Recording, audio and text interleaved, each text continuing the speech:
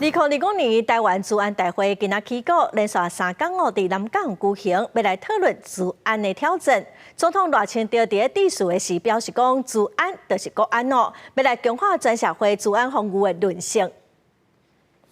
因为数位科技带来全新的变革，网络攻击的步数是百款，也变甲愈来愈定出现。除了资讯的领域，政治、经济、军事，甲关键基础设施，拢可能成做互攻击的目标。总统赖清德出席台湾治安大会，表达重视，也讲到2025年到2028年，国家治安发展有3大目标：强化全社会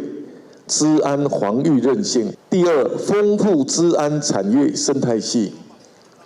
以及第三，构筑新兴科技防御技术。来提升国家的数位韧性。AI 技术的提升，网络攻击进入点精进的时代，企业组织受到攻击甲会当反应的时间是愈来愈短。今年的大会特别安排治安并推的活动，包含美国海军战争学院以大海威胁的情景所设计的所谓封锁并推，还有模拟医疗体系面对重大的治安攻击，透过情景模拟甲沙盘的推演。协助相关的单位强化治安应变能力。美国海军战争学院，它针对台湾的可能发生的数位封锁情境设计了一套兵推。我们从半导体的治安、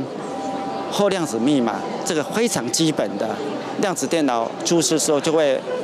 所有的传统的密码都会被破解，这是我们要未雨绸缪。陆海空的传统战争，即马已经延伸到网络战。台湾是伫认知作战甲资讯操作的上前线，各类基础设施受到破坏或者是户头情报，拢成做作战的一部分。总统赖清德强调，治安就是国安，伫所有的趋势之下，打造有春秋甲防卫全面性治安是明显真重要。公司新闻采访报道。